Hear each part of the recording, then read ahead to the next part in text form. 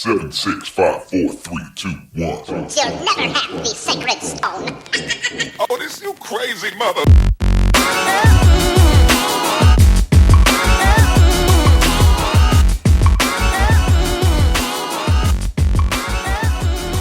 Welcome to episode number 3 of the Start Reset Podcast for Friday, September 16th, 2015. I'm your host, Jeremy Riley, joined as always by Michael Smith. Michael? Yo, what it do? What's going on, man? Not too much. How you doing, bro? Not too bad. And Good. we actually have a special guest today. We have Kayla Smith. Kayla, how you doing? I'm good. How are you guys?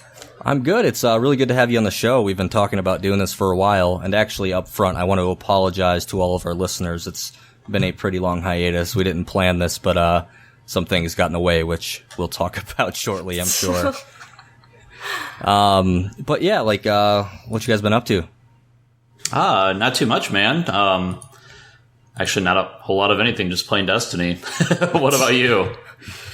Dude, so, like, we kind of talked about it before, like, you were trying to tell me not to watch Age of Ultron or to watch it. I don't remember, and I ended up watching it, and, yeah, no, I didn't really care for that movie all too much. Not, I told you, man, it was a complete waste of time. It was not good. Yeah, I was gonna say, did you see it? So you must have seen it. You probably watched it with Michael. Yeah, I did. And honestly, I really like Iron Man, so I'm really into Avengers, but This was awful. Like, I was not interested at all. I love Robert Downey Jr.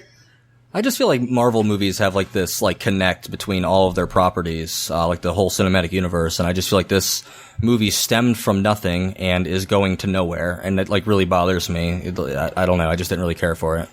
Yeah, Jeremy and I were talking about how we felt like the movie didn't really progress anything forward. It just kind of completely did nothing. Yeah, I don't know, like, maybe, like, they introduced some new characters, maybe we'll see them in Captain America Civil War in March, but, or May, or whenever that movie's coming out, but, beyond that, like, I just don't know what this thing was for, but enough about that. What you been up to, Kayla? Well, I've been watching Blacklist, because Michael started watching it without me, so I've been catching up on my own. And... Such a good show. It is really good, I love it. We saw Sicario, and because you guys are sadists, we saw Green Inferno, and I wanted to blow up, so... Dude, you, like, left the movie theater, like, in the middle of the movie. Like, you just couldn't stomach it. I legit, like, didn't even watch the gross parts, and I thought I was going to throw up. Like, I felt hot and sweaty, like I was going to pass out just from the noises. Like, I don't know why people like movies like that. Like, when Michael says, like, torture porn, like, I never watched Hostel or anything. Like, who likes that? I don't even understand. Like, I'm so mad I let you guys drag me to that. It was awful. Oh, no, it was so good. Yeah, you were, like, violently shaking next to me. It was actually kind of pissing me off. Dude, I'm so sorry. I'm like, man up, come on, just watch it. Quit shaking. You're disturbing me. Like, I had a physical reaction. Like, I went into the bathroom because I thought I was going to throw up just from the noise. Like, I didn't even watch, like, the super gross parts. I, like, looked over a few times just to, like, watch your reaction, because at times you were more entertaining than the movie that we were there to see. I'm sure I was. I was super disturbed. Oh, man, that's funny. So for anybody who doesn't know, too, by the way, Green Inferno, Kayla kind of mentioned it, was directed by the guy who made Hostel and Hostel 2. And it's a movie about a bunch of kids that go in to protect and save, like, this, random tribe in the rainforest or something. Yeah. And this tribe ends up thinking that they're, like, evil people, and they start eating them straight up. Like, incredibly violent and disgusting. Oh, no, man. That's, like, my kind of movie. Like, I just wanted to, like, nom on some burgers and sip on some beer while I was sitting in the movie. Like, I was expecting scary and suspense. There was none of that. It was just straight grotesque gore. Yeah, that's kind of Eli Roth's thing, I think. This is why I didn't watch Hostel, and I don't know why I let you guys convince me that I wanted to go to this movie. I hate you all. Speaking of gore and, like, scary things, Kayla, I heard that, like, some satanic cult was after you, like, not too long ago. Well, I decided to go to work like a normal person, and I walk outside. Yeah, like a normal person. I walk outside, and there are Barbie dolls on the hood of my white SUV. So it just so happened that it had rained the night before, so there was blood on these dolls, which leaked all over my hood, and my hood was stained red. So all day I'm like so livid because I think it's just some random person. Come to find out, who is it? Yeah, it was me.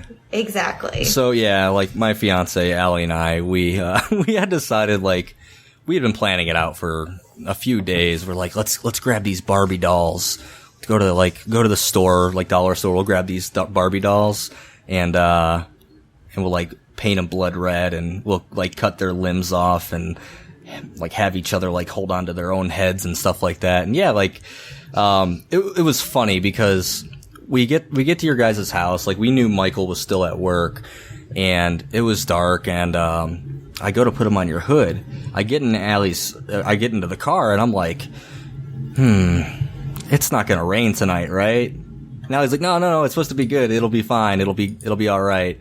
It had rained the following day. I woke up and I'm like, oh shit. Like, first thing I did after like I found out it rained is I checked your Facebook, and lo and behold, you have a Facebook comment about how upset you were about somebody like vandalizing your vehicle. Well, it washed off, luckily. I was just in a panic because our hoses were like hooked to sprinklers for our new grass. So I couldn't hose off my car. So I'm like running into the house when I'm already late for work, like grabbing cups of water and a dry sponge to try to rub this red dye off my car. So once I found out it was you guys, I was fine. But I was like straight panicked, like some satanic cult was after me at first. Yeah, I was actually really depressed that you didn't even like come upstairs, wake me up. Like, if that should happen to me, like I would definitely be like waking you up to check it out. I like felt like kind of lit down. I was so late. I was so late. That was like the part that like made me feel the worst. Yeah, I didn't get a chance to see it, and it's all its prime. Hey, I'm the boss. I can be late. Nobody says anything. It's cool, but I try not to be. Yeah. Michael, what else you been up to, man? Not too much, man. I was actually behind on quite a few episodes of The Walking Dead, one of the main comics outside of Saga that I continuously read. So I had to pick up a couple episodes of that. So I've been reading those. But like that's kind of it, man. Just watching some movies, catching up on some comics I'm back on, and just gaming, man. What about you? Anything else? I know today's New Comic Book Day. You pick up anything? Yeah, so I picked up issue 45 of Batman. Been collecting those for a while now. I had picked up... What was the other one I got? Oh, I was missing a back issue of Green Arrow, so I picked that one up. I'm a DC nerd. And then a buddy of mine kind of made me feel like I should be reading Saga. So I have you to thank for that. I haven't actually taken them out of my car yet. I need to go out and grab those shortly after we end this podcast. But no, I'm excited to read that. I read the first issue like a year or two ago, and it looked good. I just never got around to like reading it again. So and then I've got like 4 other trades that I have acquired that I'm gonna have to get through. Yeah, you're gonna love them, man. It's definitely one of the best comic books I've ever read. It'll be fun. Yeah. And then like the TV shows started back up, man. The fall lineup of TV. Man, so many shows on. Oh, dude, I can't even keep up with them. I used to be at a point in my life like where I just didn't watch TV, but now I feel like there's so much good TV on that. Well, number one, like I don't own a TV subscription. Like, fuck that. Like, that shit is just like way too expensive. Number one. Well, there's no number 2, but like regardless, like just Hulu Plus and Netflix. Man, I'll like The Flash started back up, and I was super excited about that. So I was like really bummed because like Tuesday night, I totally forgot to watch it, so I had to like wait until today to watch it, and I still haven't had a chance. And I'm like just like on the edge of my seat, like waiting for the time to be able to watch that. And then Arrow started back up as well. And dude, Marvel Agents of S.H.I.E.L.D. has been like really good. Like season 2 was amazing. I don't think either of you have watched the show. No, not at all. You should really give it a chance. I think the first 2 seasons are on Netflix. So I've kind of given you a few shows that you need to watch, Michael. But I think that Marvel's Agents of S.H.I.E.L.D. should be on the top of that list. Yeah, I read the reviews on it actually each week on IGN when they post it, like for each episode. And it seems to continuously get some like pretty good feedback. I guess like my only problem is Netflix like spoils you so bad with like their their own programming. So like I went through and watched Daredevil, based on your recommendation. And the fact, oh, dude, such an amazing show. And the fact that they released the entire season, like all together, like it makes me not want to watch normal broadcast TV because I don't want to wait week to week. Like, man, fucking Netflix, dude. They know what it's about. And no commercials. None. Yes. God. Oh, You did it, That's what I Hulu. like Hulu. about Hulu. Like, dude, okay, so I'm glad that you brought that up because now I can talk about this. So Hulu changed their programming. So I believe Hulu used to be just like $10 and you had commercials, right? It was $8.99, yep. Yeah, so like they actually lowered the price. It's now $7.99 for a Hulu Plus subscription, just for like a standard Hulu Plus. But for $11.99, you can get it ad free. And I'm like, man, I'm pretty sure I was paying $10. So I'm like, man, do I spend the extra $2 and skip these commercials? And the answer for me was hell yes. Like I can't stand commercials. So they Did you do sucked me it? in. Oh yeah, dude. $11.99. There's certain shows. It's really weird. Like certain shows, like due to the way contracts are worked out, they still have to show a commercial. But they only show a commercial before and after. So it's uninterrupted. Gotcha. So that I can live with. And just to make sure we're all on the same page, like in case Hulu's ever a future sponsor of Start Reset Podcast, I love Hulu. Yeah. No, I feel like They're I should great. do it. I love their because- commercials. No, I don't love their commercials because it freezes on every system that I use it on. Like we have to back out to go back in because the commercials will actually freeze the system and it makes no sense.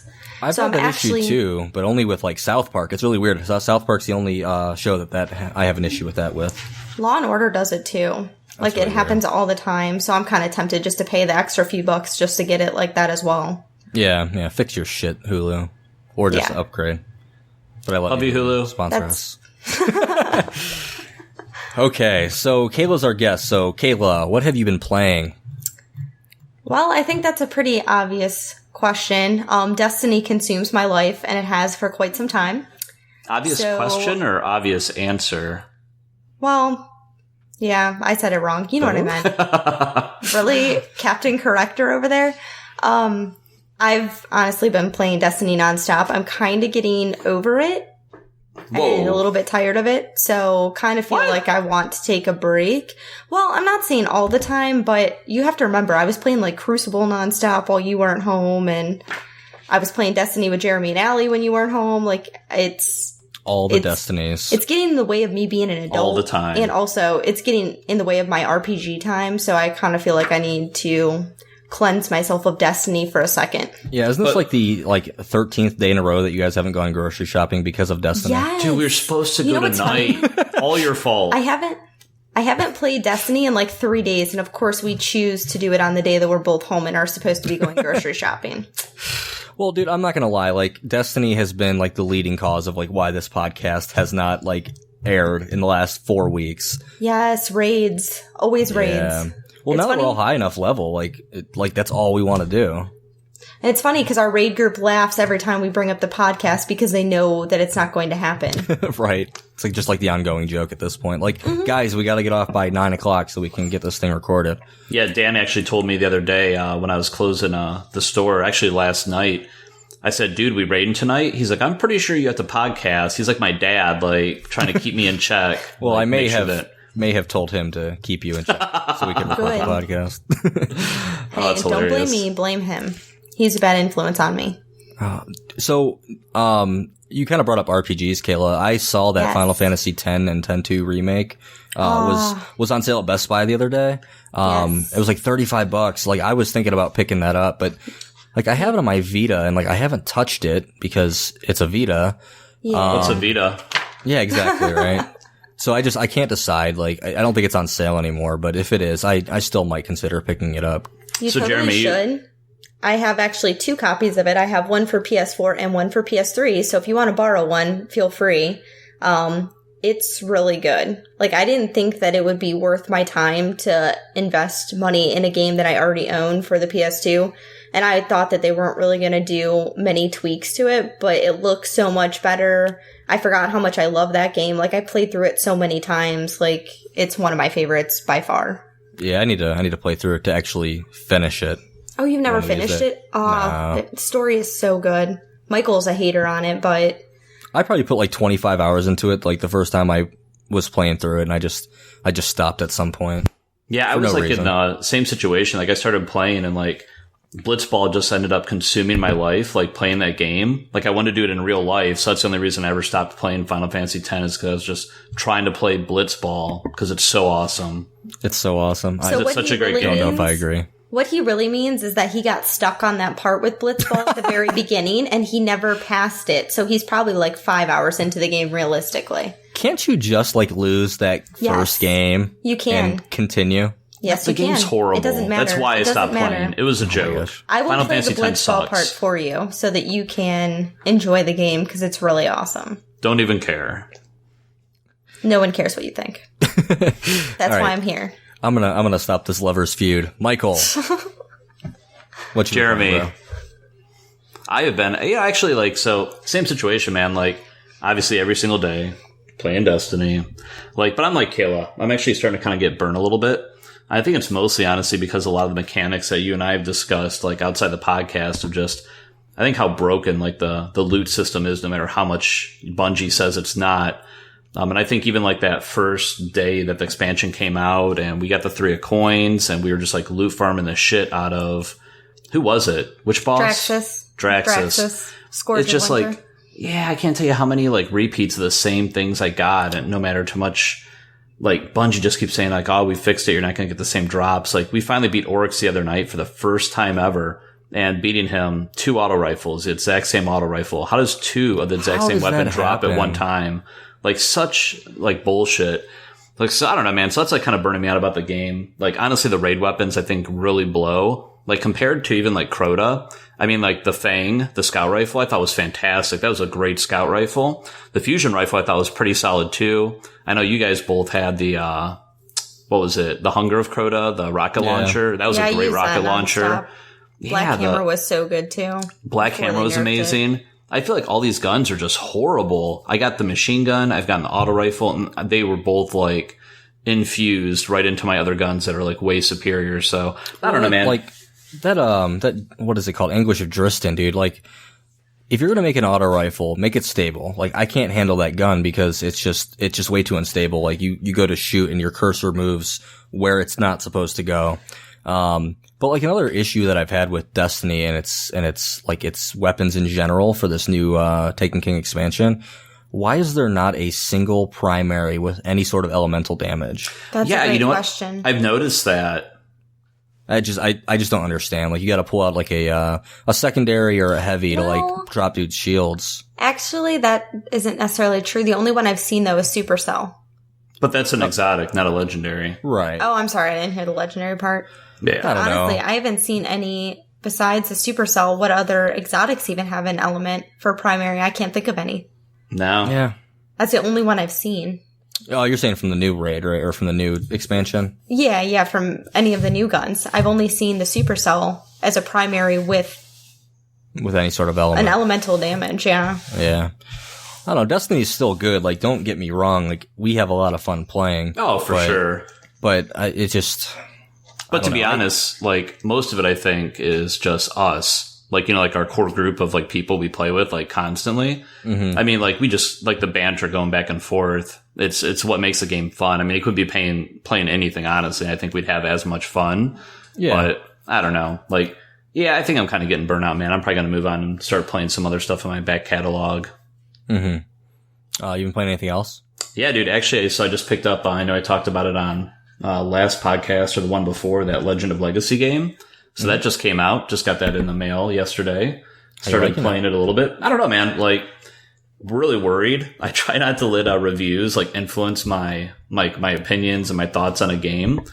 But man, like every review I've read so far is really just laying it down, dude, and just railing this game. Dude, I always try my best to like stay away from reviews for games I'm excited for, because they can really skew your decision about either purchasing or just like your view of like how good a game is going to be. Yep, completely, Absolutely. man. I almost actually ended up just like taking it back and returning it and get something different, but I don't know, man. End of the day, like I definitely want to support the game. I want to support the people who made it, because it's a good group of talented people that worked on this game. So I'll give it a shot, man. Like I love traditional JRPGs, and this is exactly what it is. The art looks awesome. Like I'll give it a shot, dude. We'll see once it happens. So, but in the meantime, I've been playing Witcher 3. Kayla was actually watching me playing that the other night. Finally started getting into it. But the dude, like, that game is completely amazing. Like, I don't know if you've had a chance to, like, jump into it at all yet. I know you had it. And then didn't you get rid of it? I had it for Batman? Yeah, I had it, and I traded it in, I think, for Batman. You're a sucker, man. Like, this is so much better than Batman. I don't know if that's my type of game. Oh, it's so good. Yeah, I kind of feel the same way. Like, I don't think I would play it. It's fun to watch him play it, but I don't think I would play it myself. Yeah, like, I'm super excited for, like, Fallout 4. I don't know, like, if those games are kind of in the same vein of each other. But I feel like, number one, I'm not the hugest of RPG fans. But if I am gonna play an RPG, I want to play a JRPG. Like, I would love to be playing Legend of Legacy right now. But I kind of feel like after I watched you play a little bit of that game, I might be better off saving my money and going back to Bravely Default. Yeah, we have the second one coming out pretty soon too. Yeah, and I haven't completed Default yet, so I might as well finish that up and prepare for the next. Yeah, we're actually in a good position. Bravely Default, along with the new Fire Emblem game, both out in the first half of next year, if I'm not mistaken. So that's pretty amazing. I'm excited for both of those. Yeah, dude, it's gonna be a good. It's gonna be a packed and good first quarter. Yeah, that means absolutely. that I should probably finish that other Fire Emblem game. I got so far, and I was playing it so hardcore, and then I backed off for Destiny. Oh, Fire Emblem. I've played like one of those games. It was like a free GBA game I got for being a 3DS ambassador. Oh my god, so you bought your 3DS when it first came out. I was a sucker. Man, you're a super sucker. That game. Dude, I will buy all Nintendo platforms day one. Let's just get that straight. Not a bad thing at all. Like, I'm the same way. Like, I camped out for, I think it was like 18 hours to get my original Wii the day that came out just to play Twilight Princess. So, I don't know. I'm there with you. Yeah. See, I'm so against that because it's just because like you're buying against a car. Nintendo? No. I'm talking about any like gaming system day one. Like, think of how many bugs happen when they first sell those consoles. It's just like buying a car. I'm not going to buy the first model year. What? Hey, Kayla. Do you have a day one Xbox One controller? Nope. No. But I do. Oh. Well. Hey, Kayla. Do you have a day one Xbox One achievement? Nope. But I do. Okay. See all the cool things you missed out on, Kayla? Hey, do you have a Nintendo 3DS ambassador badge on your Nintendo 3DS home screen? Nope, but I do. No, because I'm not a Pop-Tart. Ooh, pulling out the Pop-Tart. The only thing I bought day one was the Xbox 360 Slimline, but that was because the 360 had already been out for a while, so I was safe. I don't trust things when they first come out. You're not a real gamer. I know, like, it's like part of the experience. Like Jeremy and I were talking about earlier, I camped out all night to buy a PlayStation Portable the day it launched. Oh, God. We were talking about that just not too long ago. God, such a horrible, horrible decision. You mean I'm not a sucker? What a worse decision than that was, like I was telling you earlier, me trading in my GameCube and all my games to get that thing. Yeah, you're a big sucker. Ooh. That was a bad move, dude. I missed that thing so much. Dude, okay, so I need to talk about Star Wars Battlefront a little bit. Do we have to? Yeah. Just for a moment. All right. So you and I played a little bit of the beta. I'm not buying that game, dude. No. Like, I'm not buying it, dude. It didn't capture me. Like, I didn't realize how much Battlefield was going to be in this game. Oh, completely. Like, absolutely agree. And it's funny because I was talking to my friend John, and he brought the same thing. He's like, well, you hate Battlefield. I'm like, and that's the problem is they made this Star Wars, but Battlefield Star Wars. Yeah, just like new weapons with a Star Wars soundtrack and like new skins for characters. That's basically what this game is. I mean, I'll say like job well done. Like the game loads up, the Star Wars music starts playing. I jump in. And it looks good. Dude, it looks good. Looks amazing. And like, I start smiling because I start hearing like the song coming up. And I mean, after that though, just not having fun whatsoever. Maps are too big. There's hard to find action. I mean, and when you do, you get killed almost instantly. I just wasn't having fun with the game at all. So like one thing I'll say, like, and this is kind of a compliment to, like what EA has been able to do with this game. My brother, big like PC gamer. He plays mostly on PC. He texted me the one day and he's like, dude, have you played Battlefront yet? I'm like, no, man, I haven't gotten a chance. It's downloading right now. He's like, best looking game I've ever seen. Coming from a PC guy. Like that to me was like, man, like, yeah, like props on them. It got me excited to play it. And then I loaded up and I can see why he likes it. because he likes that style game. But we don't need to beat a dead horse. Not buying it. You're not getting my money. I'm sorry. Good job. It's off my list, man. Yeah, I'll probably end up picking Fallout instead now or something. Yeah, like Fallout for sure. Rise of the Tomb Raider. Those are gonna be my holiday games. Yep. But what else you been playing, man? Anything? Destiny. Really? I'm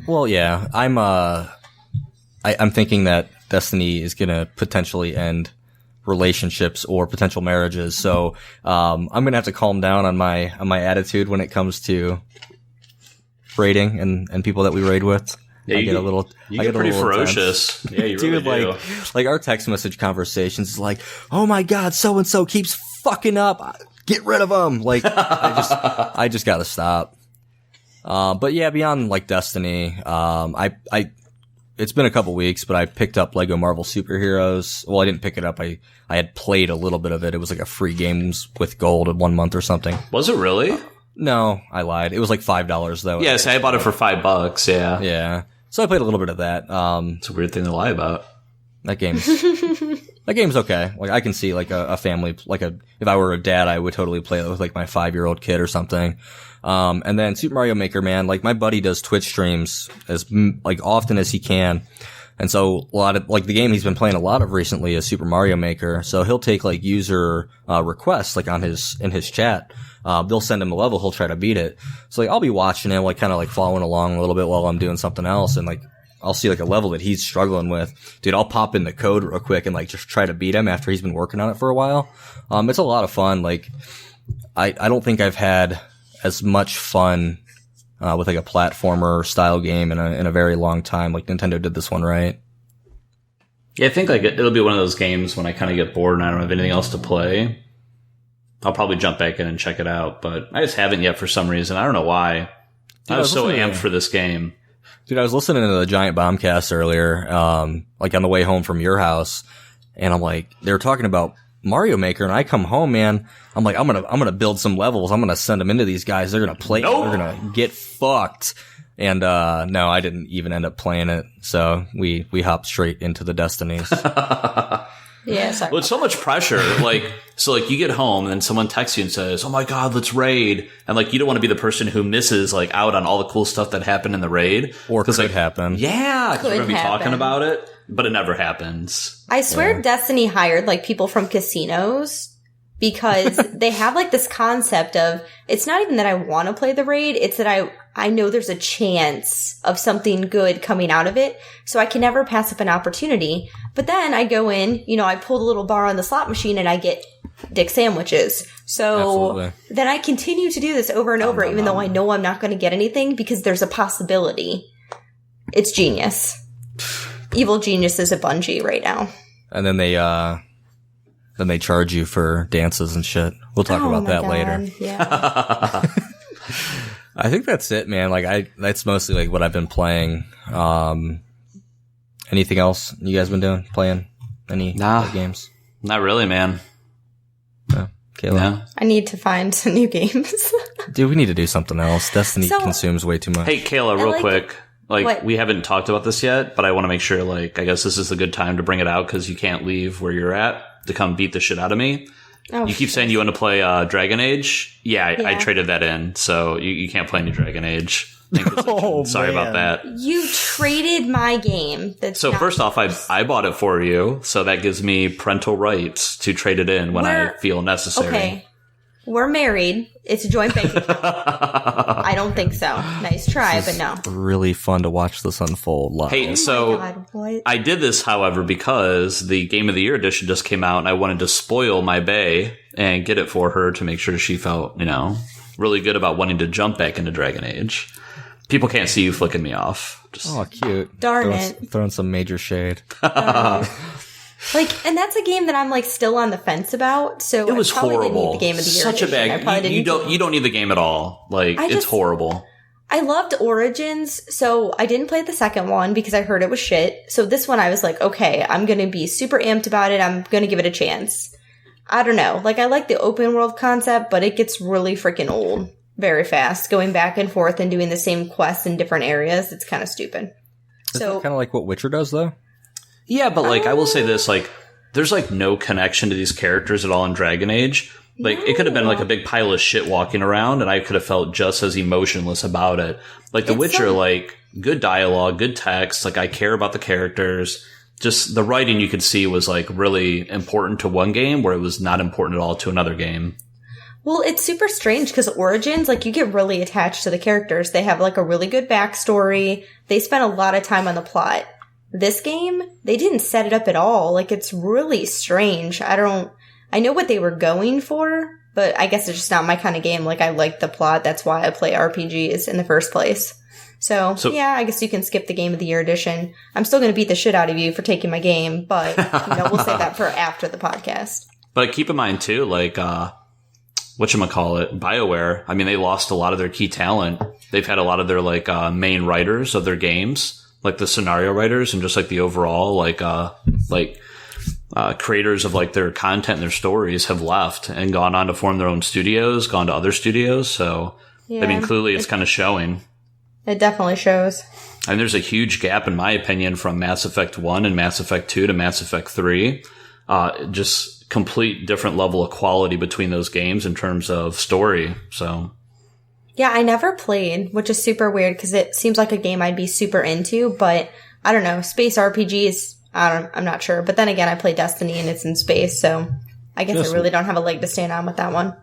Just wait for the Mass Effect Original Trilogy HD remaster. Yeah, they'll never do it until they remaster. They won't. Yeah. They talked about it and then it never happened. Yeah, they got too much other stuff they're working on. Well, starting next month, you'll probably be able to play a backwards compatible title on your Xbox One. We can play the first one already, so that's true. Yeah. Gotcha. Yeah. Pick up a cheap copy for like $5 from GameStop or something. Already have it. There you go. Boom. Well, done. It's like the Gears of War remaster. How pumped were we about that? And we're like, oh my god, we're going to play the shit out of this. We haven't even bought it.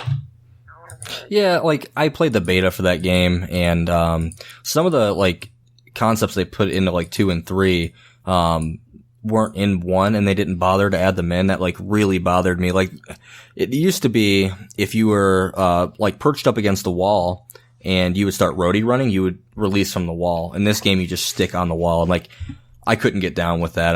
I'm like, I'll wait for the remaster of 2, or just wait till 4 comes out. Which, is that ever going to happen? Probably next year at some point. Oh, yeah, okay. That'll definitely be a holiday game next year for EA. Yeah, I haven't heard anything about it. Yeah, well, there won't be a Halo for EA.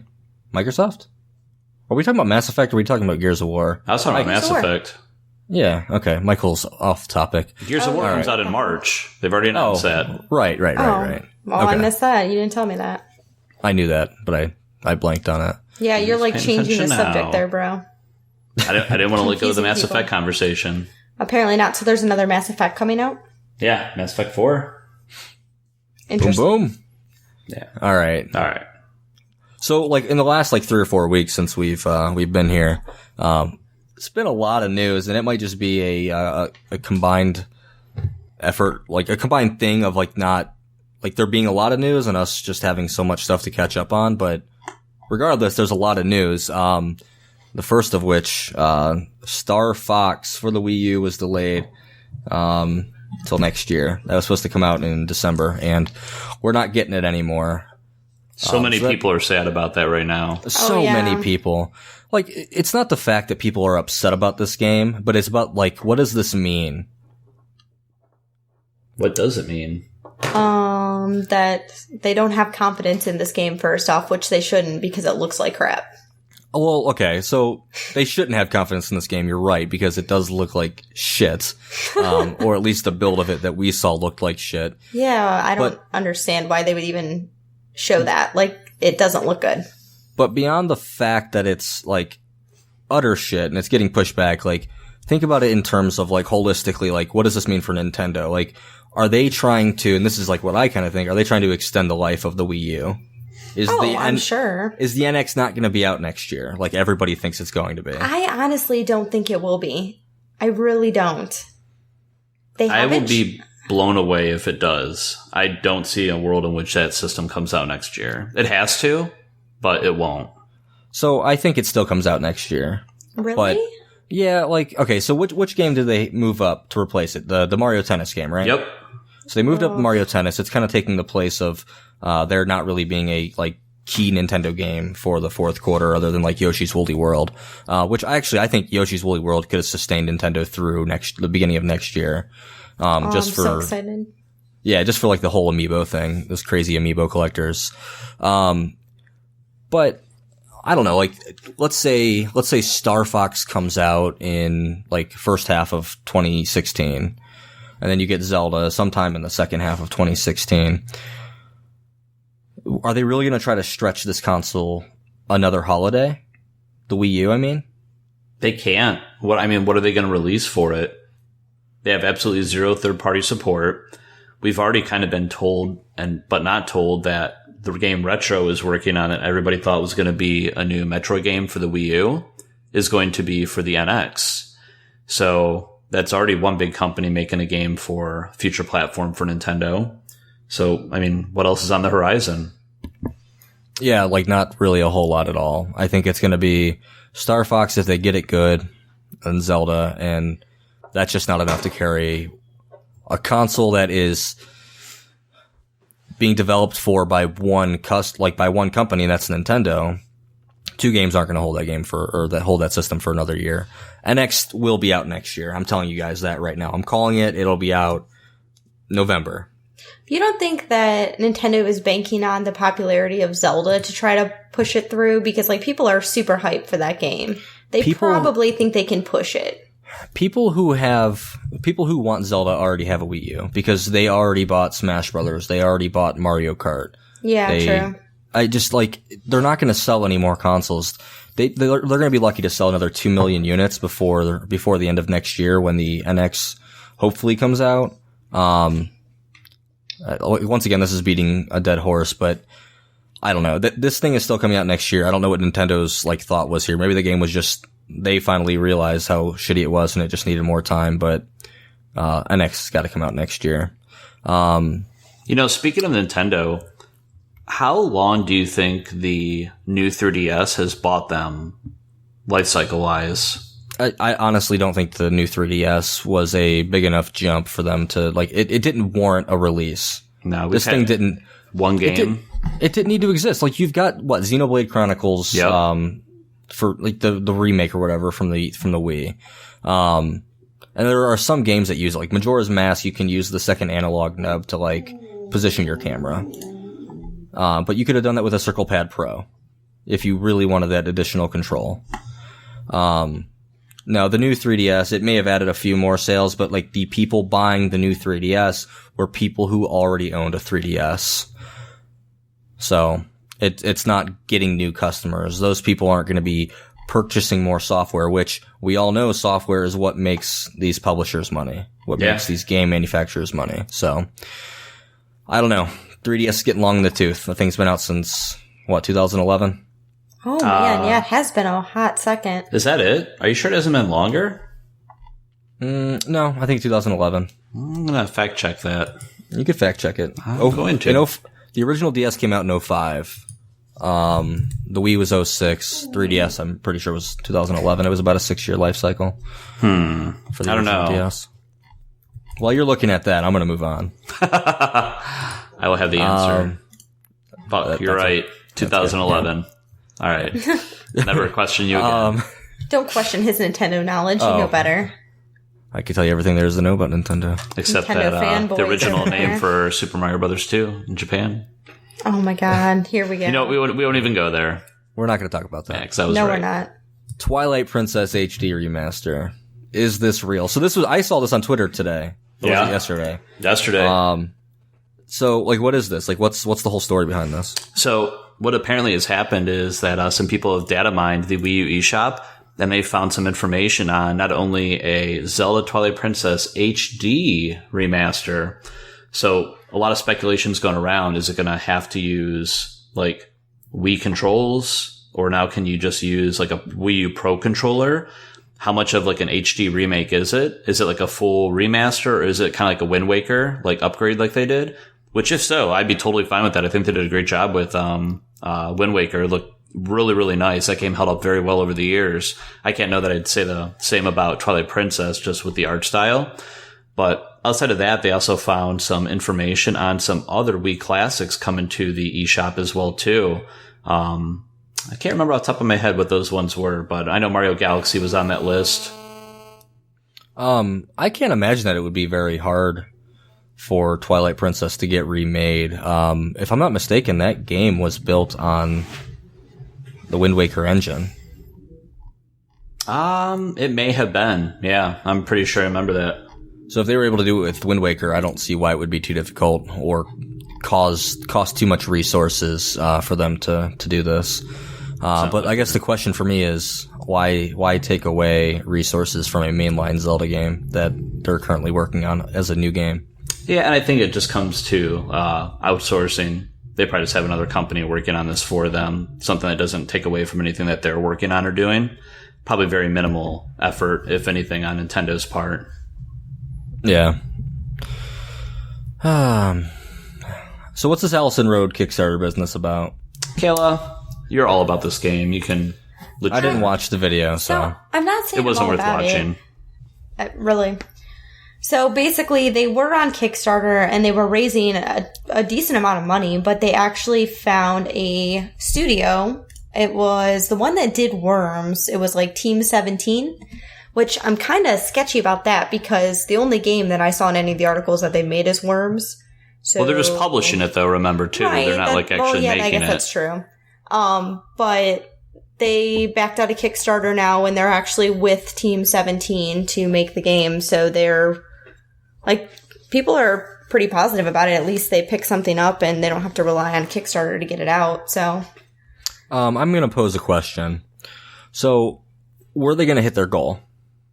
Did we? I was think it close? Their goal was 325,000, and they were. So they were probably going to hit it because this game was being backed by Kojima, and you got Kojima fanboys out there that were going to fund this thing all the way to the bank. Whoa! So, I never heard that. No, you sure he was involved? He was involved in the PT demo, wasn't he? Yeah, this isn't no, PT. It's not PT. It's I'm reading this as PT. Yes. Yeah, okay. People are comparing this game to PT. It's really not. I didn't watch the demo for PT or play it, but just from what I know of Silent Hill, the premise of this game is you wake up in a British townhouse and you have no idea who you are. So you're going through and trying to find clues about what happened to your family because you see pictures and you kind of get the gist from looking at papers and things like that in the room that you wake up in. So you start walking around the house and you're exploring, and then all of a sudden, some really creepy shit starts happening. The lights all go out. This thing appears and starts chasing you. You hear sounds before that, doors opening and radios turning on and crap. So it's just creepy. It's, I don't know. I've never heard of Lilith before. You can tell it's not a huge production kind of value to it, but I mean, it looked kind of creepy to me. Michael's just not about it. I don't even think he watched the gameplay, though. I watched the video. I wasn't even impressed. It looked like crap. But here's my point. It's an indie game, though. They don't look great. There's not huge production values on those. You have to remember that. This is the first game I think that these people have come out with. So I don't know what you're expecting. It's not going to look like PT. It looks like it was made using the Source engine from Half-Life from 10 years ago. Oh my god. So hey, just to let you know, I don't understand the mysterious realm of pounds and European dollars, but they were at 145,000 pounds and they needed another 105,000 pounds to go to hit the budgets. Okay. Well, let's say this game was going to be funded through Kickstarter. Let's say they hit their goal. You got all these people that funded it, and they're getting rewards for funding this game. You've canceled the Kickstarter campaign, so now you no longer have the option to get rewarded what you were supposed to. Okay, but then you've got a game like Shenmue 3. Okay, $2 million budget, or goal or whatever for this thing. It makes over $6 million. And then you've got what's his fucking face from Sega or whatever saying, "You Suzuki, hey, know the man's name if you're going to talk shit about him. We need more money. We need more money." This game, did you guys saw this, right? So he wants more money to make the game he wants to make. He's not saying the game's not going to make your goal higher. So stand by. You've got funding from another publisher. Exactly. Yeah, Sony. You're getting funded by Sony for this game. Why do you need $3.5 million more in Kickstarter money when you're going to get a $50 million budget from Sony? Yeah, No, but it's we're bullshit. just guessing that, though. We don't know how much Sony's given him. I mean, this is probably a huge gamble for them. Think about how Microsoft back in the day thought that bringing Shenmue 2 to the original Xbox would be like this huge thing for fans that would come from the Dreamcast and take like that install base and get them to buy into the Xbox versus the PlayStation 2 at the time.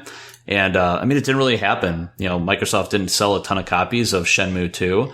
And I think that's what Sony's on the fence of. Like, how much can fanboyism get them in Shenmue 3 sales? And I think they probably gave him a cap and said, this is all you can spend. If you want to do more stuff, you're going to have to try to look for funding elsewhere.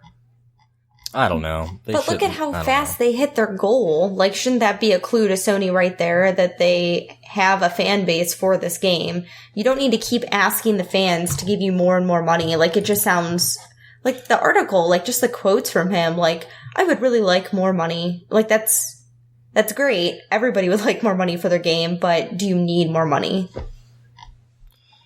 Everybody needs more money. It's asking a lot, though. Like, Kickstarter is a great thing, but when you have a studio backing you, you really don't need to keep asking the fans for money. Like, I think you can find money other places. I think the core problem is that Sony missed a huge opportunity here. They went after the install, like, fan base for Shenmue 3, and they thought that that's a game that everybody really wanted from the Dreamcast. I think their core problem is they didn't realize how many people want a sequel to Seaman and that they need to come out with that game instead. And they should have done their crowdsourcing for that. Oh my god. That's not even a game. Like, people probably don't even know what that is, nor should they know what that is. Everybody knows what Seaman is.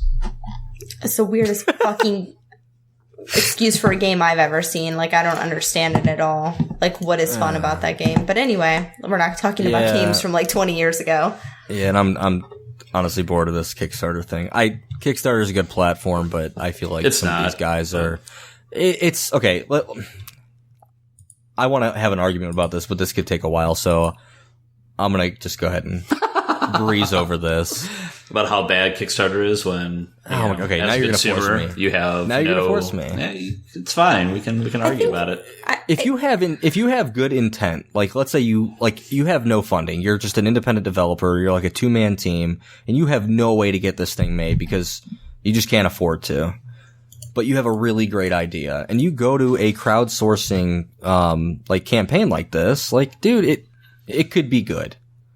Yes, you take a risk as a person buying this game, but like even if you were vested, you know, you make investments, like you don't know the company that you're investing in is gonna do well and make you money. You could lose money. But this is the problem, is what you're creating is you're creating hope. So let's use the example of Kentucky Route Zero. So I don't know how much you know about this game, but you know they've been working on it now for years, and we've gotten the first 3 of 5 episodes, and it's been like 2 years since we've heard anything about the last part of the game. And it, like you kind of mentioned, it's a small development of people working on this, and people are just like pining, like waiting for the release of these last couple chapters. And it's at a point to where nobody knows if they're ever even going to come out, and if they do, when. So I guess my point is yes, I think it's a great idea to have a platform available for people to help get their ideas out there. I think the core problem is can they get their content out there? I think it's kind of like that hope and that dream of like, hey, that we can make this into a reality, but I don't think that they think about the long term. Do we have the resources to really make this happen? I mean, how many games have come out recently to where like they can't even finish the game and they need more money? There was a game that was coming out for PC just recently, and they announced last week that they ran out of money and they can't even bring the game out anymore unless they get more money. They need twice the amount of what they originally got from an investment. So I don't know. I think you're creating like a lot of false intent that you can't really fulfill on. So I just think it's a bad idea. You make me sad sometimes. It's all right. Okay. Konami is exiting the game business. Are they, Jeremy? But they're not. So there was like a rumor going around, and I don't remember where it even originated from, but a publication came out and said, hey, Konami is done developing games except for Pro Evolution Soccer. And then Konami, like, a day later on their Twitter was like, hey, don't know where these rumors were started. We are going to continue working on games such as Metal Gear, PES, that's the soccer game, Castlevania, Silent Hill, and, quote, the rest. So, I don't know. So, like, what do they consider games? Pachinko machines? Because those are technically games. Are they going to continue developing Silent Hill? Are they, considering they canceled It's a valuable franchise, right? Yeah, like, why? I still don't understand. Like, I understand Kojima, like, left, but how do you back out of something so huge? Like, people were clamoring about that game and how Norman Reedus from Walking Dead was going to be in it and how great the demo was. And then they just totally got salty about him leaving and decided to shut down the project. They could just put Castlevania and Silent Hill, like, logos on pachinko machines. There you go. So, hey, but, I mean, this is, like, the main thing to consider, too, is, you know, Konami's like that thing. It's like, you know, all talk, no action. They're going to continue making Metal Gear, so we still don't know what happened with Kojima and why he left and how he's never going to work on a Metal Gear game again, so... And we'll never know. Yeah, we'll never know. But, like, at the core, what type of Metal Gear game are we going to get? Like, and is anyone going to want to play it when the man who created, designed, writes, his whole life is creating Metal Gear games, is no longer part of the project? Dude, it's going to be mobile. Like, they're going to go the route of, like, Lara Croft and Hitman Go. Oh, yeah. On iOS. Completely. So you think there's that. Then you think about Castlevania, and the main designer and creator of Castlevania couldn't get Konami to fund a new Castlevania game, so he left, went to your boy Kickstarter, got a ton of money, and is making a new game that's coming out for every platform. I mean, it was one of the fastest games ever supported on Kickstarter's history, but yet he couldn't get Konami to give him money to make a new Castlevania game. It goes back to that conversation you and I have all the time of game companies don't know what their customers want. So, I mean, like, Konami is saying all this stuff, but, I mean, there's really no action. It's just like, they're the new Capcom. Yeah, so, like, what is Konami up to? Like, I know Phantom Pain just came out, but what are they even developing right now? Nothing? Nope. Phantom Pain and PES, only games on their catalog for... Who the hell cares about PES? Well, they're probably making sure Metal Gear Online is good. You know, they probably have a live team working on that. Like, they need to... That's fine. That's one team. Like, what's the rest of the company doing? I don't know. It's a pretty big company for them not to be working on any projects. It's crazy to me. Like, I don't... Like, how long are they going to last, honestly, with PES and Metal Gear Online? They do really well with those Pachinko machines, right? Like, that's like kind of like... They really do. What is that?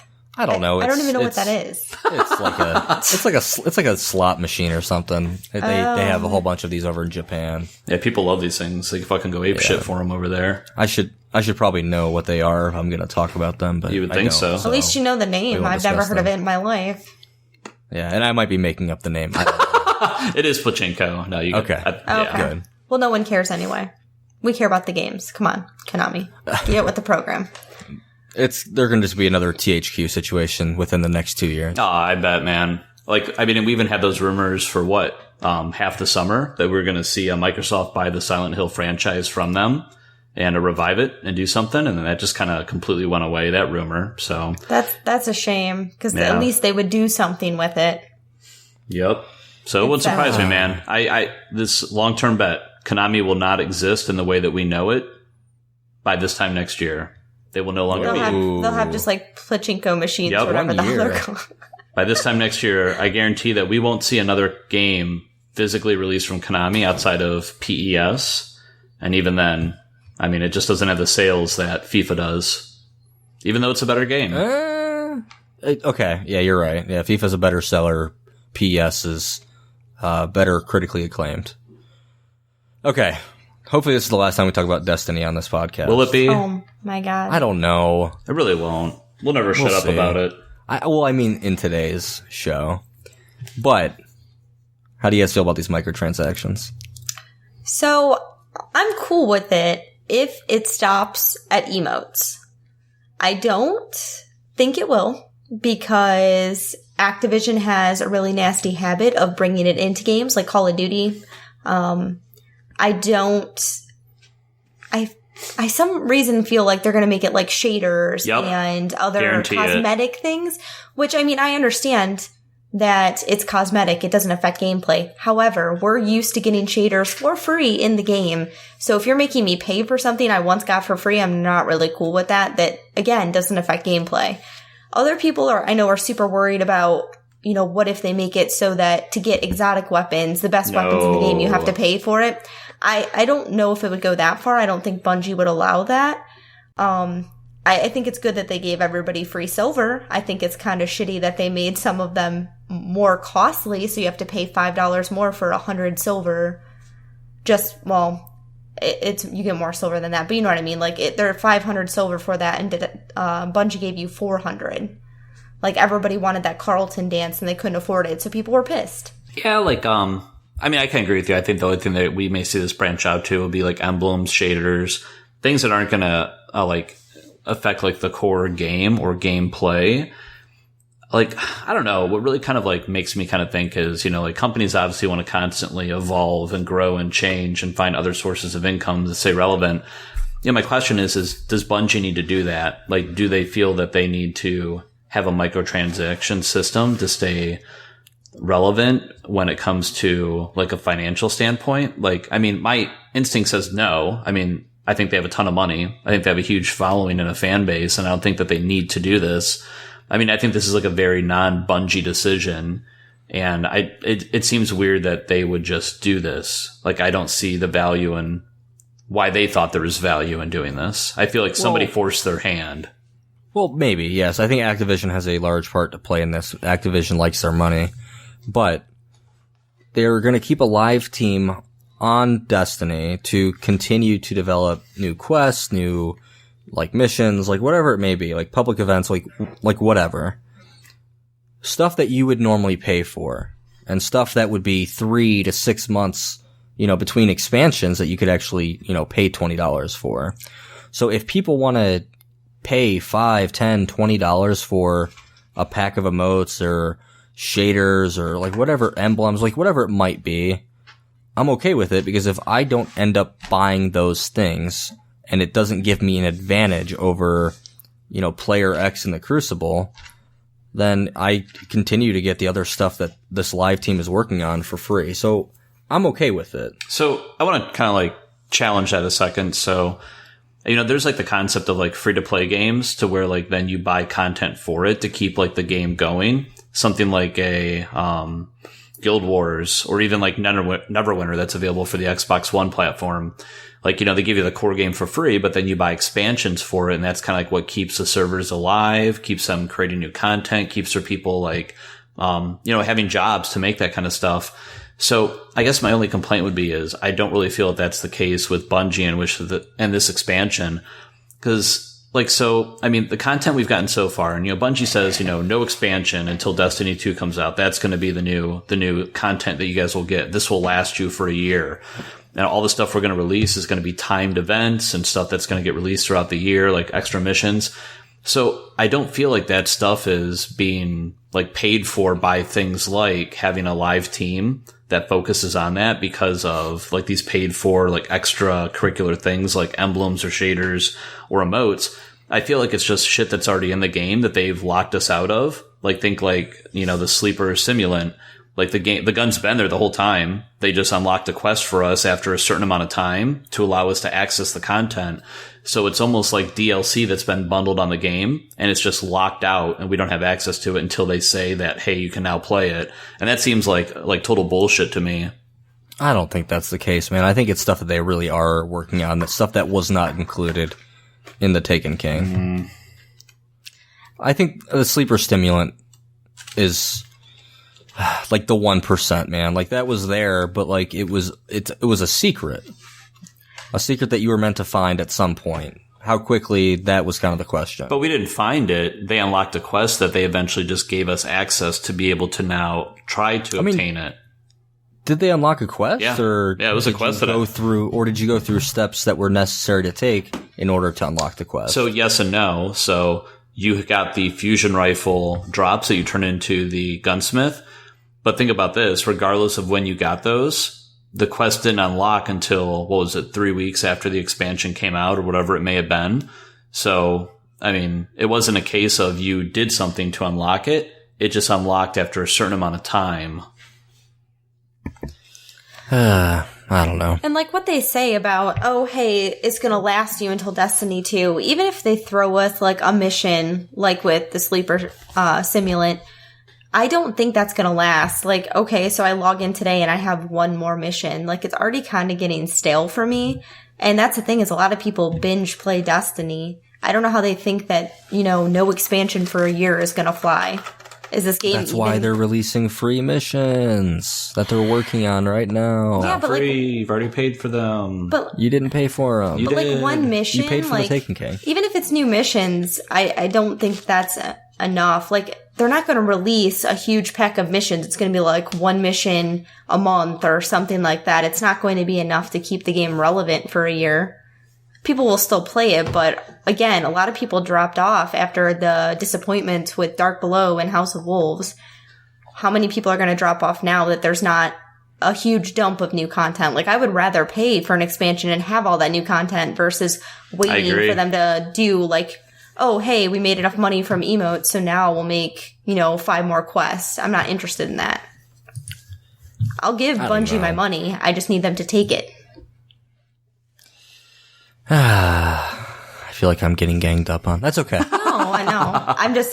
I don't know. I'm just very... When you're wrong, you're wrong. Concerned. Yeah, I guess Concerned about the future of Destiny. You know who we should talk to about this? Michael Pachter. Michael Pachter. He would have all the answers. Good lord. I don't want to spend any time on this. Dude can go to hell. Like, he's just the dumbest man. He's the epitome of Pop-Tart. Oh, dude, like legit. Okay. So we should probably put context to this, guys. Yes, Kayla, go ahead. Give us context. So he predicts that we're in the last real console cycle. So here's my thing. Like, I'm going to try to break this down for him, for everybody else. I think what he's saying is Xbox One's got its supposed cloud thing, right? Yes. Microsoft, Windows is the Azure cloud, right? I think that's what it's marketed for, the Xbox as well. Supposedly it's supposed to make the console stronger than the hardware that's actually inside your unit. So this could potentially make this console a 10-year thing, right? I don't think we're going to have a PlayStation 5 launching at the same time as whatever the next Xbox is called. And obviously the next Nintendo is going to be out way before that. So maybe he just means there's not going to be this feuding console war type of business that we've grown accustomed to, because we might not necessarily see, I don't know, the next 3 come out within, 12, 18 months of each other. I don't know. This is just me trying to rationalize his thoughts. Well, correct me if I'm wrong. He kind of contradicted himself, because he was talking about physical game copies at one point, about how, this is how many were sold, 10 years ago or whatever. I think it was 2008 he was comparing it to. But then he started talking about digital sales, and the numbers evened out. He was saying how, physical copies have gone down in sales so much, but at the same time, digital sales went up, and the sales are the exact same number. Actually, they've increased by almost $1 million. What he said didn't make any sense to me, and it sounded like he made it... Did he say something about it going the way of, the 3DS? I did not understand these quotes that they were spilling out about this whole thing. It didn't make it. His argument made no sense. He was saying that the 3DS isn't selling or wasn't selling as fast as the original DS did. Oh, gotcha. So the original DS was a runaway success. So, like I said, I don't want to spend much time talking about this. He's wrong. In summary. He just doesn't. He thinks that he knows the games industry, and we think that we do too. This isn't the last console generation. I think we can all pretty much agree on that. We're gonna get more consoles. We're gonna get more powerful hardware, even if it's just an add-on for the PS4 to, I don't know, increase the graphical output or whatever. I don't know. Oh, cool. So we're gonna have the Sega Genesis. We'll have expansions coming out of other parts of the 32X. Yeah, they're gonna add a Game Boy player to the bottom of this thing. Sweet. That's exactly what I want. As long as we get something that can print photos, in little super small wallet sized capabilities, I'm down for it. That would be a good feature. All right. I'm done talking about Michael Pachter. He just irritates my whole world. Real quick, GameStop no longer to sell consoles with digital game pack-ins. That makes sense for GameStop's business, like what they do there. Yeah. I think I was telling you, Michael, like, pre-owned games accounted for GameStop like 30% of their total revenue. But like 75% of their profits. Yeah. That's insane. It makes sense. I'm pulling this from memory, so that those numbers might be wrong, but roughly gives you an idea of how big pre-owned is for that company. Yeah, it makes sense. It does. It's so convenient just to download a game and not have to go out and buy it. Well, no, they're saying the opposite. Yeah, they're not going to put digital copies inside they're not going to sell systems that come with a digital copy of a game. Right. Which is that's pretty what much. I'm saying. Yeah. That's what I'm saying. It's killing their business because people are doing that. Oh, yeah. Oh, right. Yeah. Yep. Okay. It is like, it's such like a catch-22. Like, I'm that person. Like, I love having physical stuff, but like, man, like, it's snowing outside. I just woke up. I don't want to leave my house. Like being able to just like download a digital game. Yeah. Yeah. I mean, the pre-download thing was what really killed it for me. I think that was one of the biggest mistakes that they did was launch systems and not give you that capability. So I'm glad that they've rectified that. But man, it is such a convenient thing. But it's like, I've gotten burned so many times with games that just sucked ass. Like, the fucking Watch Dogs? That game was a joke. Oh my God. Downloaded that digitally and I fucking erased it from my hard drive and I still feel dirty for buying it. Yeah, you should. Well, we've had the conversation too. Like, I wanted to go completely digital this generation. I didn't want shit like cluttering up my house. But I get 20% off games, like physical games from Best Buy. So like, why wouldn't I do that? Like, I can deal with the clutter. Right. But like, I don't know. Like, I understand why GameStop's doing this. They are gonna probably fight tooth and nail with these first-party companies to make these physical copies into their bundles happen. Yeah, that's going to be a rough thing to do. I mean, I was really against digital copies at first, and I wanted nothing to do with it, because I'm like, why would I take up hard drive space installing the whole game? But then you buy a hard copy of a game, and you're installing just as much. Like, there's no downside to it, really. Yeah, I mean, the games, the discs are basically just a form of DRM. Exactly. Yeah. Like, it's pointless.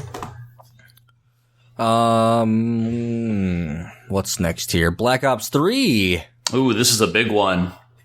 Yeah, talk about it. Yeah, so 30s that do not know, we had an announcement from Treyarch and Activision about a week ago now, maybe a little bit longer than that, where they finally came out and said that Black Ops 3 for previous gen systems, the Xbox 360 and PlayStation 3, would no longer have a campaign mode, that they didn't have the power to support handling the graphical capabilities of what was required out of that particular portion of the game. And because of that, they're going to reduce the price of the game by $10. What a deal. So I know that game should be $10 cheaper anyway. Absolutely. There's no reason they should be charging same price for previous gen versus current gen. Like, that's stupid. And for the people who, like, this is just like another, like, nail in the coffin to say, like, hey, just stop making it for the previous gen. There's compromises made, obviously. I think it hurts your customers' experience, and it kind of, pisses people off. So just stop it. Just next gen, like current gen now. Like, if you don't have it, don't do it. But Michael, they're putting in Call of Duty Black Ops 2 and Black Ops 1 with that game. So they have to think about it this way too. Like, my lack of response should speak for itself. Yeah, I'm just skipping over that. Like, they have to think about who their audience is when you talk about people who still only have old gen stuff. A lot of those people, like, if they really wanted to play online for the true multiplayer experience with their friends, they've probably already upgraded at this point. Oh yeah, completely. Because all of their friends have migrated to the next system. So like, I think about people like my dad who likes playing lone wolf style. He doesn't have a problem playing on like last gen consoles because he plays by himself. So he finally got an Xbox One, but he doesn't play online, which a lot of games now are social. So he has a problem with that. A lot of people who still have those old consoles they'd probably be better with having campaign and no multiplayer instead of this way. Plus, like, also consider too, I completely agree with that. Treyarch has kind of become like the studio that people look to in the Call of Duty universe for a good quote unquote good story. So for them to completely like separate and take that out, I mean, that's kind of like a slap in the face to say that, hey, our story is not worth even playing. Like, here's the multiplayer. Have fun. Yeah. Right. But anyways, I'm gonna give you guys a list and tell me what you think of this list. Are we ready? yes. All right. Xbox One with a Xbox Connect, with Dance Central, Connect Sports Rivals, and Zoo Tycoon. All right, Lego Movie. Okay, I'm gonna stop. There's 12 Xbox One bundles currently or coming out that will be available on the market by December. Oh my god. Yeah, I'm looking at all these. There are a ton. I think this is what Microsoft should have did. Make a platform. And you remember Sony last year did this? Buy a PS4 and you get to pick one of like 4 titles.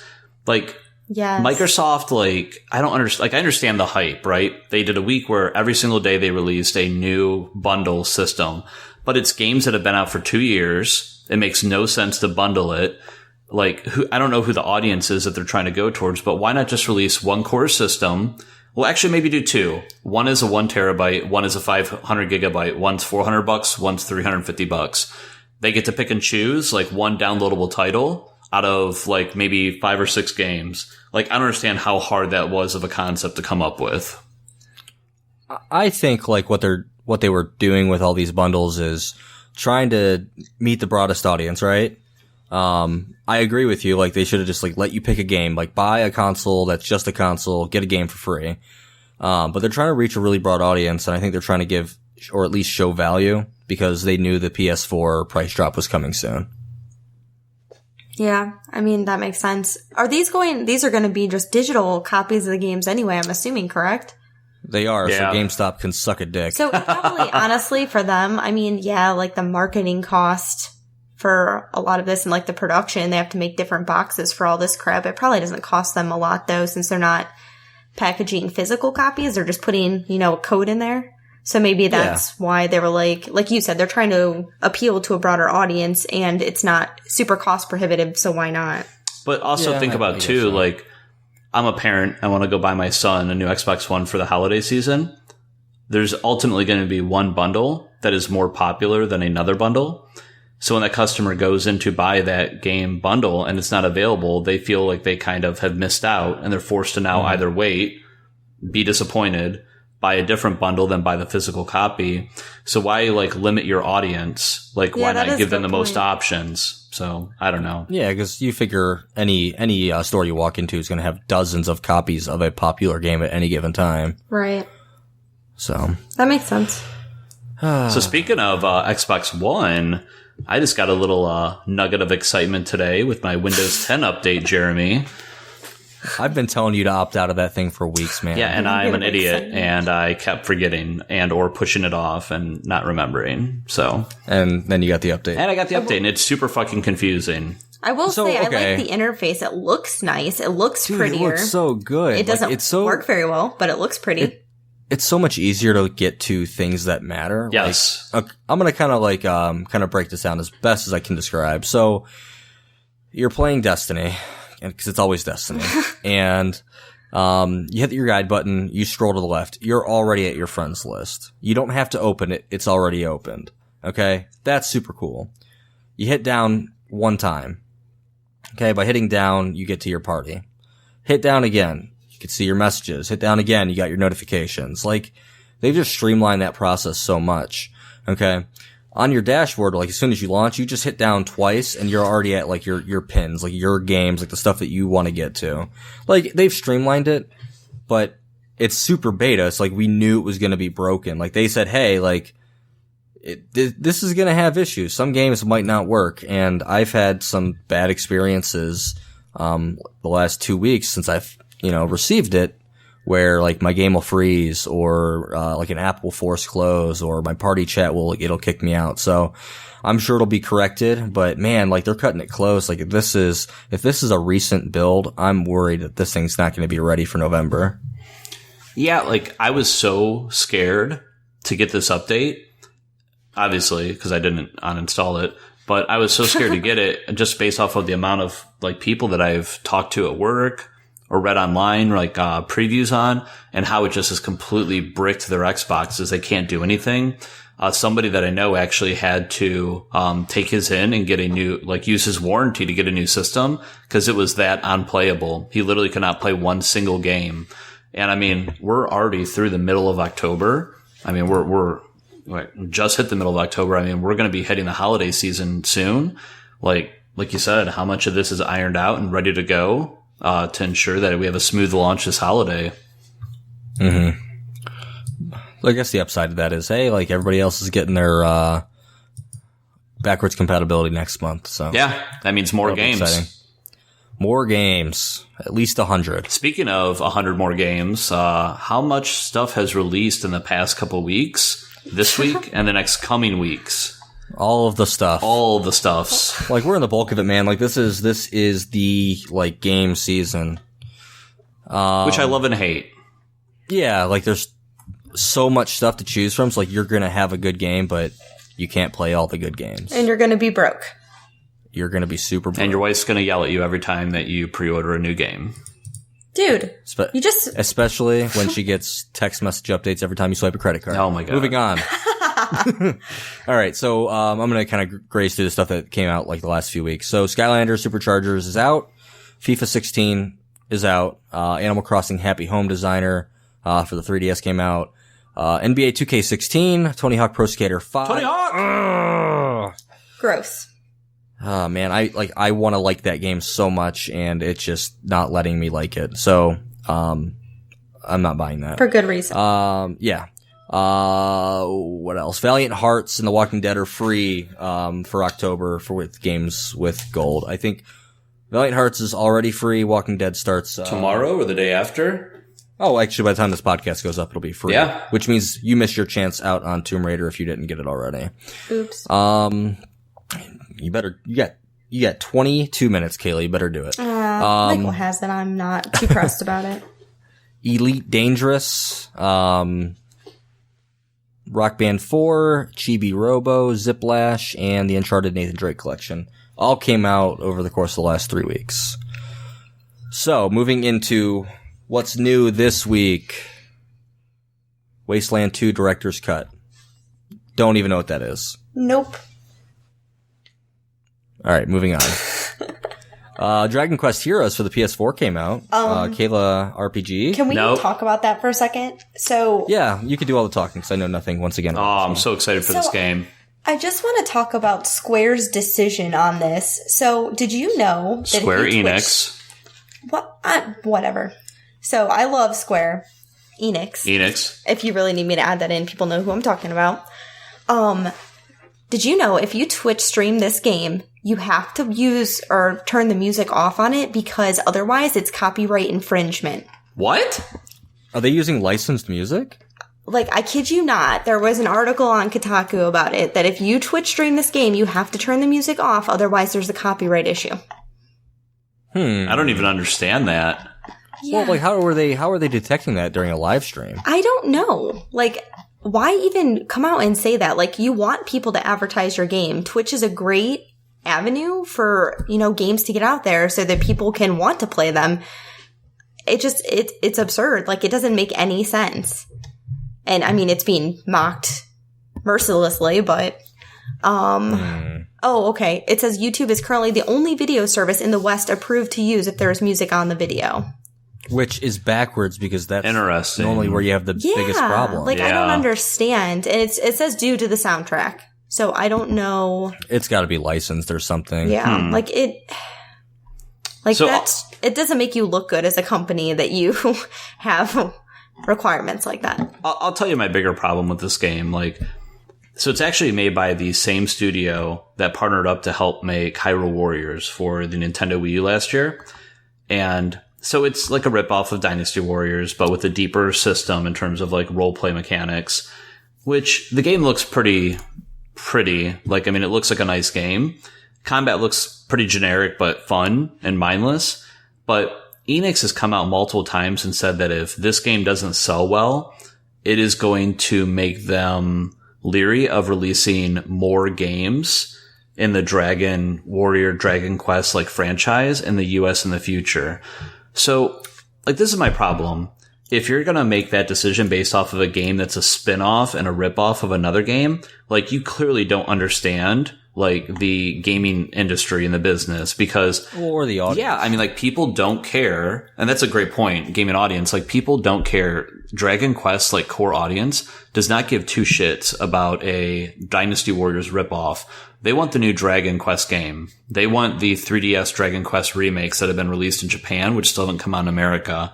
Like, if you want to base, like, sales and, like, future sales and releases off of anything, base it off a game that people actually are going to buy because they actually care about it, not a game that nobody gives a shit about. Like, that blows my mind, and that actually really pisses me off. That's so strange that they came out and said that, because it was Square Enix, their CEO was just talking about how they want to use crowdfunding to bring over Japanese releases to the West, because they think that would give them more of an audience and it would help them out in getting those games that would never normally come to the US over here. So if you know that there's an audience for it, why are you, like you said, it's a ripoff of another game. It's not going to do well. And like, why draw that? It just sounds like they're trying to threaten people who like Dragon Quest. Like, if you don't buy this game, there won't be any more. Like, here's a game that sucks. We're going to threaten people to buy it based off of the fear that if they don't buy this, they won't get new stuff. Yep. Well, like, I can imagine, like, with Dragon Quest XI, when that game eventually makes its way stateside, releases in general, like, if that game didn't sell well, then fine. Like, I understand that, but like you guys are talking, like, a spin-off, that just doesn't make any sense. That would be like, what's that game that Square unveiled for the PlayStation 4 and the Vita? World of Final Fantasy with the little chibi characters. Oh, dude. That would be like them saying that if World of Final Fantasy doesn't sell well, we're not going to release Final Fantasy, 15 in the United States. Screw that. All right, so PS4, the Talos Principle came out. Don't know what that is. Legend of Legacy came out in 3DS, so you already talked about that, Michael. You picked it up. Minecraft Story Mode Episode 1 came out. Getting great reviews. Pumping these things out. Is it getting good reviews? It is. Getting really good feedback so far. That's good. That's a shocker. It's kind of surprising. We've talked about it before, but I think that Telltale engine needs updated. Yeah. And I don't know who this Minecraft Story Mode game is for. Kids. Yeah, I feel like the Telltale model is not like a young audience sort of like style game. No. Yeah, that's true. But I mean, I don't know. And then go ahead. Oh, I was going to say just like the people who are diehard about Minecraft, I guess. Yeah, I don't know. I feel like they just want to build shit though, not make decisions. Yeah. And follow a story. It is a very strange decision to make a story mode off of it, but whatever. Well, isn't like Microsoft is going to be releasing a Minecraft game, like a story, like based game. So like, I don't understand. Whatever. It'll make money. And then Yoshi's Woolly World, will be out Friday. I'm so excited. So, if you're not excited for the game, be excited for the amiibo. You might be excited for the amiibo. So I need the pink one. And who would not be excited about a game where a dinosaur poops yarn? That's all I have to say about that. I don't understand. Like, they're doing like the pink one and the blue one you could buy separately. If you buy the bundle for the Wii U, it comes with the green Yoshi, which I think is the only way to get that Yoshi. That kind of blows my mind. Yeah, that's kind of interesting. And then they're not releasing the giant Yoshi until next month, like literally a month from the day this game releases. That's so bizarre. Like, doesn't make any sense. They know people will just buy them up anyway. They don't really care. Hey, so out of curiosity, is that an actual amiibo or just a plush? Oh my god, I hope it's a plush. It's made of like yarn. It's a plush thing, but it has an NFC tag in the bottom for you to use it as an amiibo. Oh, question weird. is am I going to be able to cuddle it? That's what I need to know. Oh, absolutely. Okay. Like you can cuddle it as hard as you want. Well, if it's like an amiibo and it's plastic, I'm not interested. No, there's no plastic. The tag is like sewn into the bottom of the toy. Okay. So I need that. Okay. Yeah, you might not know it's there. I think you'll get more enjoyment out of the big one. You should talk to the hubby about getting you that one. Oh, I'm getting one. For a mere $40. Oh, I'm getting one. He won't buy me a new Xbox controller, but I'm getting the Yoshi. Yeah, you need to get that stuff figured out. Like how? I'm tired of how hearing the complaining. Well, trust me, if you had to play with that controller, you would also be complaining, because how insane is it that my cursor will just automatically go straight up no matter what I do? And we tried, updating the software, tried pulling the batteries, turning off the system, all of that Microsoft recommends, and it still doesn't work. Yeah, I don't know what's going on there. That's really weird. Super annoying. That's what that is. Get that hot new Halo 5 controller. I'll have to see it. I actually haven't looked at it yet. Oh, dude, it's cool. It's like silver. It's got some blue accents. I'm all about it. I like me some new controllers, and I'm about due for a new one. Just I wear all my wait for the Elite analogs. Yeah. I don't know. That's expensive for a controller. Yeah, but it's so rad. Yeah, but with all the games coming out, really, like you're gonna fork out that money with all these games coming out. So rad, bro. That's very interesting choice of vocabulary, but all right. No, dude. It's like rad. It's gnarly. I'm totally from the Midwest. Oh God. Or from Skate or Die for the Nintendo. Oh my God. All right. Well, what do you guys got going on this weekend? Anything good? Apparently I'm not playing Dragon Age, so I'm gonna try to find me a new game. Nothing too exciting. I need to actually be an adult and do adult things and not play Destiny.